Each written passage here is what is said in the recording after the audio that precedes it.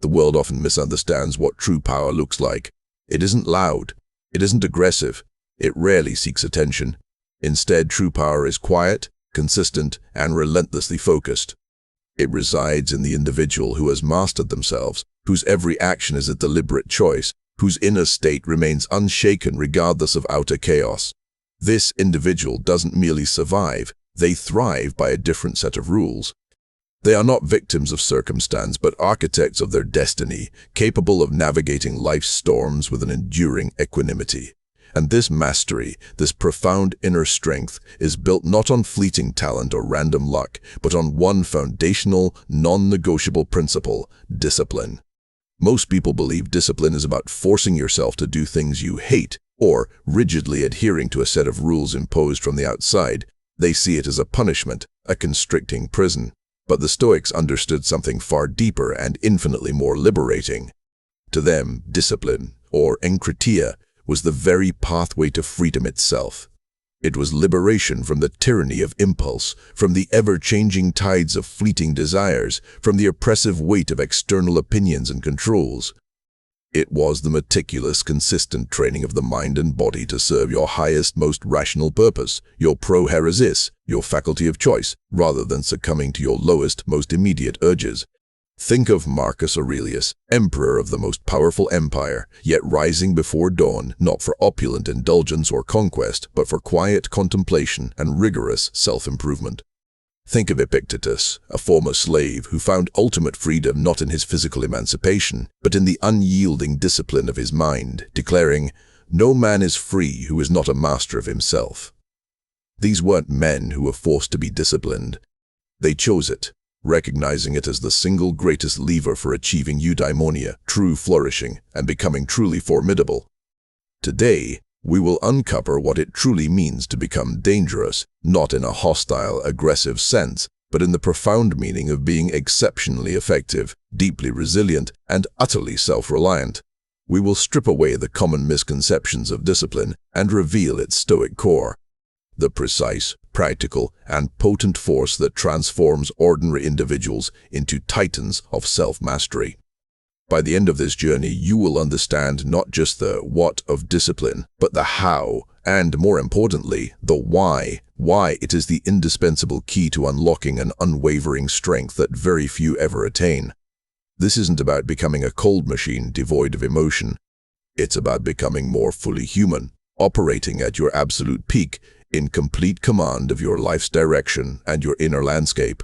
This is the path to becoming truly dangerous through the power of deliberate, stoic discipline. Most people spend their lives reacting. Few learn the power of remaining calm, silent, and in control. If something in today's message resonated deeply with you, it's because a stronger version of yourself is trying to emerge.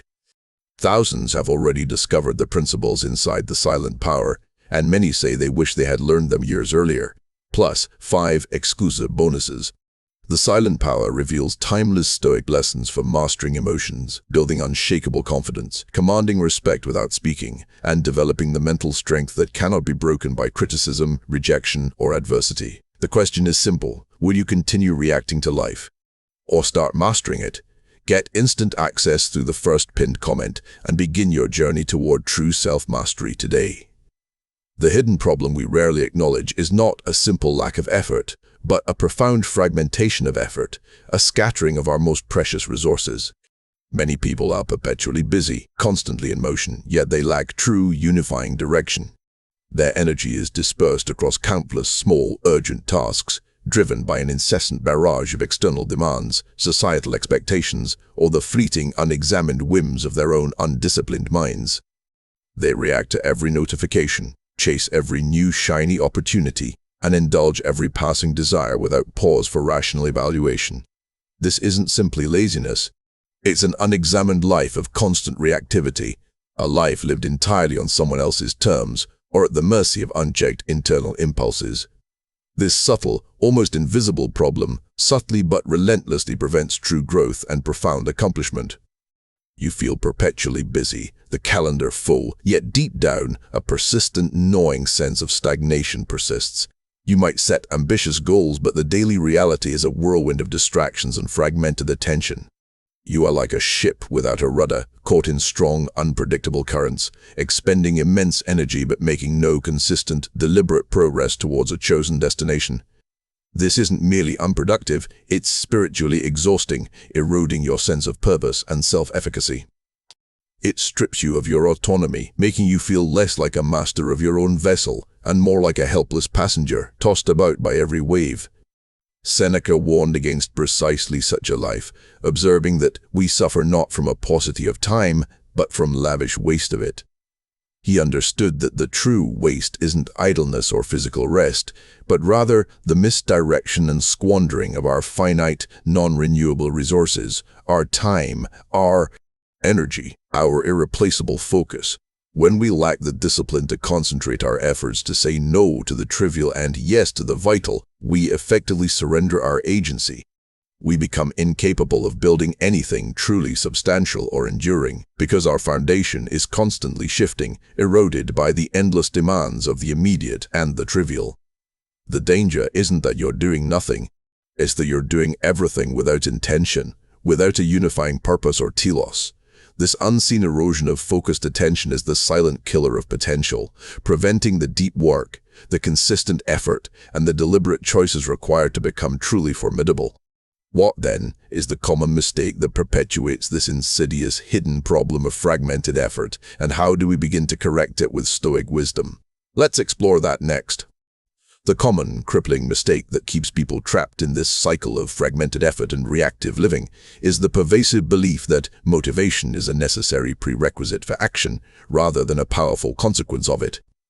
Many people passively wait for inspiration to strike, for the right mood to magically appear, or for an overwhelming surge of desire to propel them forward before they even consider tackling a difficult task or committing to a new, beneficial habit.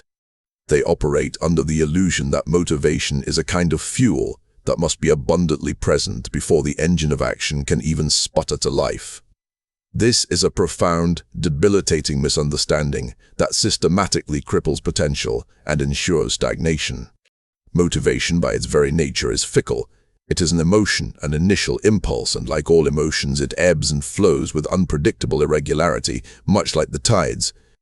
To rely on it exclusively for progress is to surrender your consistency and your long-term goals to external circumstances or internal whims that are beyond your immediate rational control.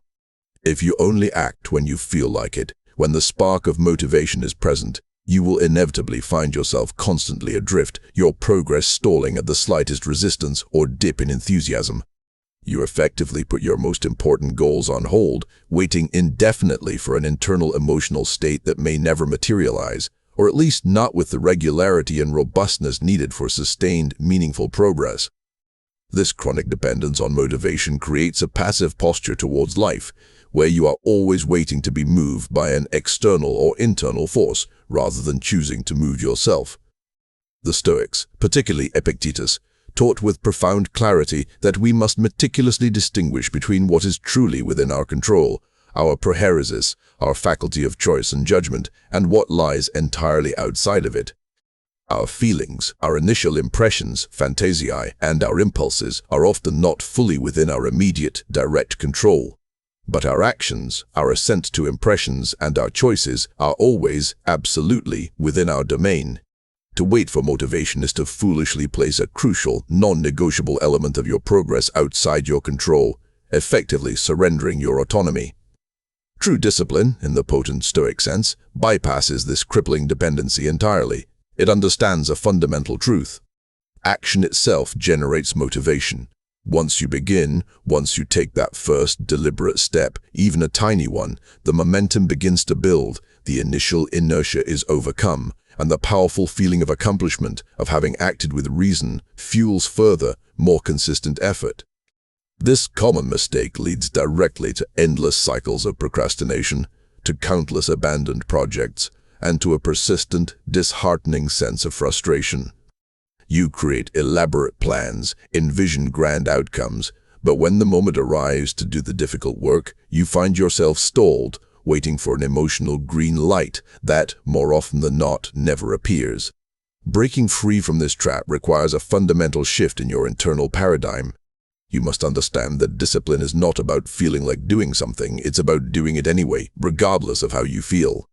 It's about cultivating the unwavering will to initiate rational action, even in the face of indifference, discomfort, or strong internal resistance, knowing with certainty that the feeling of purpose, momentum, and self-efficacy will powerfully follow the act, not precede it. This vital insight begs the question, if fickle motivation is so unreliable, what powerful, concrete Stoic habit can we cultivate to reliably initiate action and build that unwavering discipline which becomes impervious to emotional swings? The powerful, yet rarely practiced, Stoic habit that directly counters the dangerous reliance on fickle motivation is the profound practice of premeditatio malorum, often translated as the premeditation of evils or negative events. While the name itself might sound morbid or pessimistic, its true purpose is profoundly empowering and deeply liberating. It's not about dwelling on negativity for its own sake, but about systematically and mentally rehearsing potential obstacles, anticipated difficulties, and inevitable setbacks before they actually occur in your reality. Most people, conditioned by an instinctual desire for comfort and a superficial optimism, instinctively shy away from contemplating challenges. They prefer to hope blindly that things will simply go well, or that problems will conveniently resolve themselves. But this leaves them utterly unprepared, emotionally fragile, and strategically vulnerable when adversity inevitably strikes, as it always does. The Stoic, however, deliberately envisions the worst-case scenarios, not to be paralyzed by fear or to invite misfortune, but to inoculate themselves against the sudden shock, the paralyzing disappointment, and the emotional chaos that blindsides the unprepared. They ask themselves with rigorous honesty, what could possibly go wrong here? What specific difficulties might I encounter? How would I respond, rationally and effectively, if everything I planned fell completely apart, or if my efforts were met with ingratitude or failure? This isn't fatalism or a self-fulfilling prophecy. It's a strategic, proactive mental exercise, a form of psychological armor.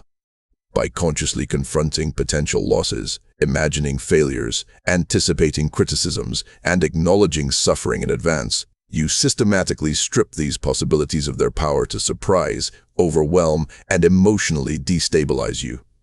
When a setback does eventually occur, as it invariably will, it's no longer an unforeseen catastrophe that shatters your composure. Instead, it becomes a familiar challenge, an anticipated event you've already mentally processed and prepared for. You have, in effect, pre-planned your rational response, building a robust psychological resilience that allows you to remain calm, resourceful, and disciplined when others would succumb to panic, despair, or impulsive quitting. Marcus Aurelius, in his Meditations, constantly reminded himself of the transient nature of life, the inevitability of human ingratitude, and the universality of suffering. This wasn't to depress him, but to steel his resolve, strengthen his acceptance, amor fati, and remind him where his true power lay, solely in his own choices, his judgments, and his reasoned reactions. This habit, therefore, cultivates an unshakable internal locus of control. Instead of being blindsided by external events, you gain an immense sense of agency, understanding with profound clarity that while you cannot control the external world or its events, you can always control your perception of them and your reasoned response to them. It transforms potential threats into anticipated challenges, allowing you to approach them with a disciplined mind and a prepared spirit rather than an impulsive, emotional reaction. It strengthens your will, making you less susceptible to the emotional turbulence that derails so many from their chosen path. By preparing for the worst, by mentally divorcing yourself from the external outcome, you empower yourself to perform your best, regardless of what life throws your way, fostering a deep and lasting tranquility. Most people spend their lives reacting. Few learn the power of remaining calm, silent, and in control. If something in today's message resonated deeply with you, it's because a stronger version of yourself is trying to emerge. Thousands have already discovered the principles inside the silent power, and many say they wish they had learned them years earlier, plus 5 exclusive bonuses. The silent power reveals timeless Stoic lessons for mastering emotions, building unshakable confidence, commanding respect without speaking, and developing the mental strength that cannot be broken by criticism, rejection, or adversity. The question is simple: will you continue reacting to life, or start mastering it? Get instant access through the first pinned comment and begin your journey toward true self-mastery today. Now that we understand the profound power of anticipating adversity through premeditatio malorum, let's delve even deeper into the fundamental psychological mechanisms that make humans so inherently prone to these challenges in the first place, and precisely how Stoic discipline acts as its ultimate, indispensable countermeasure. The core psychological mechanism at play, which discipline directly and powerfully addresses, is our deeply ingrained negativity bias coupled with the pervasive influence of the default mode network, DMN, of the brain. Humans are evolutionarily hardwired to give disproportionately more weight, attention, and memory to negative experiences, potential threats, and anticipated losses than to positive ones. This was an invaluable survival advantage for our ancient ancestors, keeping them acutely safe from immediate physical danger. However, in our complex modern lives, this ancient bias often manifests as chronic anxiety, an exaggerated fear of failure, an intense aversion to any form of discomfort, and a tendency to catastrophize. We anticipate pain, not just physical, but emotional, social, and psychological, and our brain's default, automatic response is to avoid it at virtually all costs. This powerful avoidance mechanism is then significantly amplified by the default mode network, DMN. When our minds are not actively engaged in a focused, attention-demanding task, the DMN automatically activates. This leads to rampant mind-wandering, persistent rumination on past events, anxious projections about the future, and intense self-referential thought, often an amplification of worries and anxieties. This relentless mental chatter can be a powerful force, constantly pulling us away from present action and locking us into debilitating cycles of indecision, self-doubt, and procrastination. We become effectively trapped in our own heads, our internal monologue generating countless reasons not to act, constantly fueled by the inherent negativity bias. The discomfort of the task ahead is exaggerated and painted as insurmountable, while the long-term benefits and the satisfaction of accomplishment are minimized or completely overlooked. Discipline, in its most profound Stoic essence, is the conscious, deliberate override of these powerful, often unhelpful, default psychological tendencies. It is the rational choice to lean directly into discomfort, to confront challenges head-on with courage, and to meticulously focus our precious attention on what is truly within our control, our judgments, our desires, our actions, rather than dwelling on what could go wrong externally. It's the rigorous training of the mind to resist the immediate, often destructive, gratification that the DMN and negativity bias crave in favor of long-term growth, virtue, and true flourishing. When you choose to sit down and do the difficult work, even when your mind screams for distraction, comfort, or escape, you are actively rewiring your brain. You are strengthening the prefrontal cortex, the seat of executive function, rational thought, and self-regulation, and systematically weakening the automatic, often tyrannical grip of your default, unhelpful impulses. This powerful mechanism explains why so many individuals start with fervent enthusiasm, but inevitably falter. The initial burst of motivation wears off, and then the default aversion to discomfort, fear of effort, or desire for ease takes over, subtly convincing them to postpone, to quit, or to seek an easier, less demanding path. Discipline is the deliberate, repeated act of pushing through this internal resistance, proving to yourself, through consistent action, that you are not merely a slave to your neural wiring or ancient biases, but a conscious, capable master of your own attention, your own will, and your own choices. It transforms you from a passive reactor to a deliberate, intentional actor, freeing you from the tyranny of your own biology and the endless chatter of an untamed mind. To truly grasp this concept, let's look at a historical example of a figure who embodies this profound mastery over his own psychological mechanisms through relentless, unwavering discipline. Consider the remarkable figure of Zeno of Citium, the founder of Stoicism itself, a philosophy that has guided millions across millennia.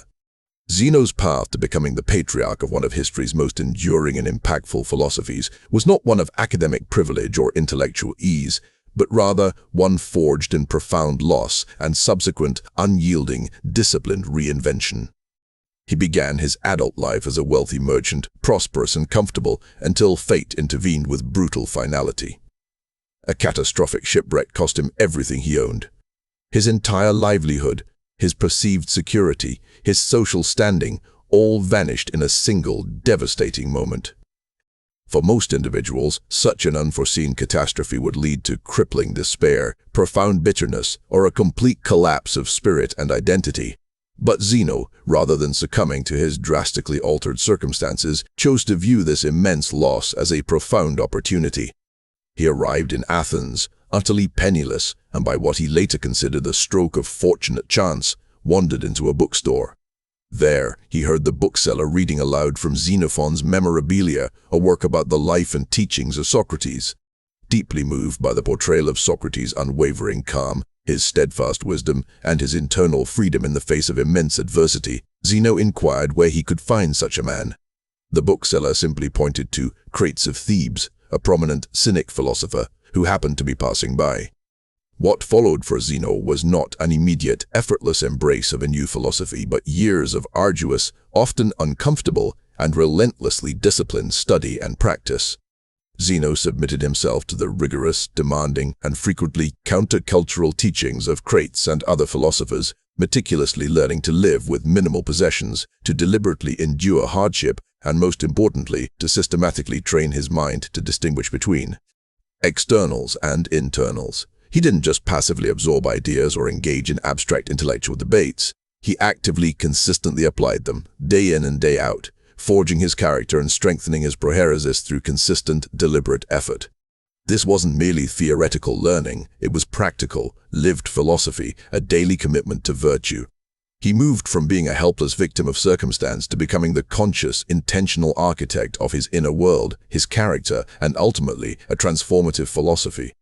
This powerful story highlights that discipline isn't merely about forming good habits in isolation. It's about the relentless, often painful but ultimately liberating process of shedding what is not essential, what is not within our control, and meticulously building what is truly valuable, our character, our virtue, our reason. Zeno's shipwreck was indeed the catalyst, the external event that disrupted his life. But his subsequent unwavering discipline was the powerful engine that transformed the devastated merchant into the venerable founder of a philosophy that still guides millions towards wisdom and resilience today. He didn't wait for motivation or inspiration. He chose his path based on reason and walked it with unyielding resolve, meticulously rebuilding his life on the bedrock of virtue, logic, and self-control. His example reminds us that true power, true eudaimonia, emerges not from avoiding difficulty, but from confronting it with a disciplined will, transforming personal catastrophe into philosophical mastery and an unassailable inner fortress. Now, understanding this profound transformation, what immediate practical exercise can you undertake today to begin cultivating this very same unshakable discipline in your own life, starting right now? To immediately apply these potent Stoic principles of discipline and begin forging your inner resilience, I offer you the deliberate discomfort challenge. This isn't about embarking on grand gestures, undertaking radical life changes, or engaging in extreme asceticism. Rather, it's about intentionally introducing small, manageable, but meaningful doses of discomfort into your daily routine. The fundamental goal is to consciously, deliberately override your mind's default aversion to difficulty and ease, thereby strengthening your will and your capacity for rational action, much like you would strengthen a physical muscle through consistent, targeted exercise. Here's precisely how it works. Choose one small everyday activity or situation where you typically opt for comfort, convenience, or the path of least resistance, and then deliberately choose the more challenging, less comfortable option instead. This simple, powerful act could manifest in many ways. Perhaps you take a cold shower for the last 30-60 seconds of your morning routine, even if your body craves warmth and ease. You might choose to stand during a task you would normally do sitting for a set period, consciously resisting the urge to relax. You could walk to a nearby destination instead of automatically driving, even if it adds a few minutes or a slight inconvenience to your schedule.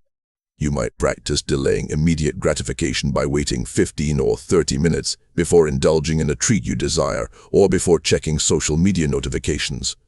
You could commit to eating the healthy, nourishing meal you prepared, even when a more tempting, easier takeout option presents itself. You might set your alarm 15 minutes earlier than strictly necessary and use that precious, quiet time for focused contemplation, journaling, or reading something beneficial rather than hitting snooze. The specific action itself doesn't matter as much as the intentionality and conscious choice behind it. Each time you deliberately choose discomfort over ease, you are sending a clear, unambiguous message to your subconscious mind and strengthening your rational faculty. I am in control, not my impulses. I choose my path, not the path of least resistance. My will is stronger than my desire for immediate comfort. This small, consistent act of will is a powerful builder of mental fortitude and self-trust. It's a microcosm of the larger discipline needed for significant, life-altering changes. Commit to doing this once a day, every single day for just 1 week. Don't overthink it, just choose one small act of self-imposed challenge. Critically, observe your mind's resistance, its subtle attempts to rationalize avoidance, and then choose to act despite it with conscious awareness. You will find that these seemingly insignificant acts, when accumulated, systematically strengthen your inner resolve and your capacity for self-mastery. This practice teaches you a profound Stoic truth. Discomfort is not a signal to retreat or abandon your purpose, but rather a potent opportunity to grow, to fortify your character, and to expand your capabilities. It prepares you for larger, more substantial challenges by making you fundamentally comfortable with being uncomfortable, forging an internal toughness and resilience that resists the siren call of ease and weakness. This deliberate discomfort challenge will begin to fundamentally shift your perspective on what you are truly capable of enduring and achieving. But what does all this unwavering discipline ultimately build towards? What kind of person do you ultimately become when you fully and consistently embrace this profound Stoic path? When you consistently apply these Stoic principles, moving from fragmented, reactive effort to deliberate, purposeful action, from a life of mere reaction to one of proactive, intentional self-mastery, you don't merely change your superficial habits. You undergo a profound, intrinsic identity transformation. You cease to be a person who tries to be disciplined, and you become, fundamentally, a disciplined person. This is the ultimate awakening. The liberating realization that your identity is not a static, predetermined state, but is actively, continuously forged by your consistent, deliberate choices and actions. You systematically shed the old self that was easily swayed by every passing impulse, every external pressure, every fleeting, unexamined emotion. In its place emerges an individual characterized by an unshakable inner calm, ataraxia, a laser-focused determination, and an almost magnetic presence that stems from deep self-possession. This is the dangerous person we spoke of at the beginning, not dangerous to others, but profoundly dangerous to apathy, to weakness, to self-doubt, and to all that would diminish your potential. You become dangerous because you are no longer easily manipulated or controlled by fear, by transient desires, or by the fluctuating opinions of others. Your actions are rooted in profound reason and unwavering virtue, not in impulsive whims or external validation. You command genuine respect, not through overt displays of power or aggression, but through the quiet, consistent authority of your self-mastery, your consistency, and your integrity. External criticism cannot break you, because your self-worth is derived internally from your steadfast commitment to your own rational principles, your prohairesis. Rejection does not deter you, because your purpose is your own and your worth is inherent. Adversity becomes not an ending or a catastrophic obstacle, but a powerful forge, strengthening your resolve and sharpening your character rather than diminishing it. You develop an inner core, a spiritual fortress that cannot be broken by any external circumstance.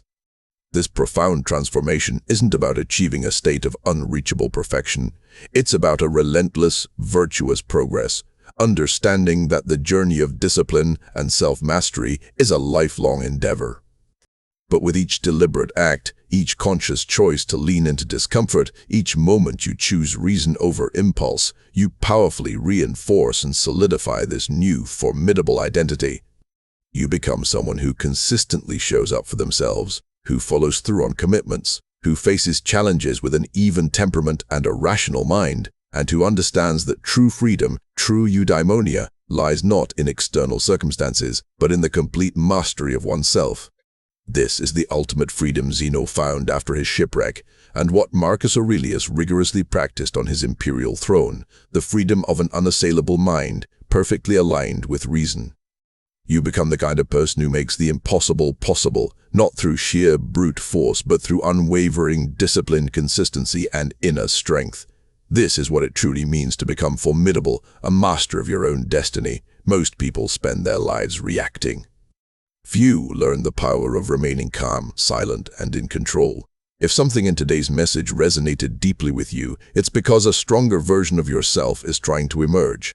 Thousands have already discovered the principles inside the silent power, and many say they wish they had learned them years earlier. Plus, 5 exclusive bonuses. The silent power reveals timeless Stoic lessons for mastering emotions, building unshakable confidence, commanding respect without speaking, and developing the mental strength that cannot be broken by criticism, rejection, or adversity. The question is simple: will you continue reacting to life, or start mastering it? Get instant access through the first pinned comment, and begin your journey toward true self-mastery today. If any of these insights resonated deeply with you today, I invite you to share in the comments below. What is one small act of deliberate discomfort you will commit to practicing this week, starting today? Your commitment not only fortifies your own resolve, but also inspires and encourages countless others on their path to self-mastery.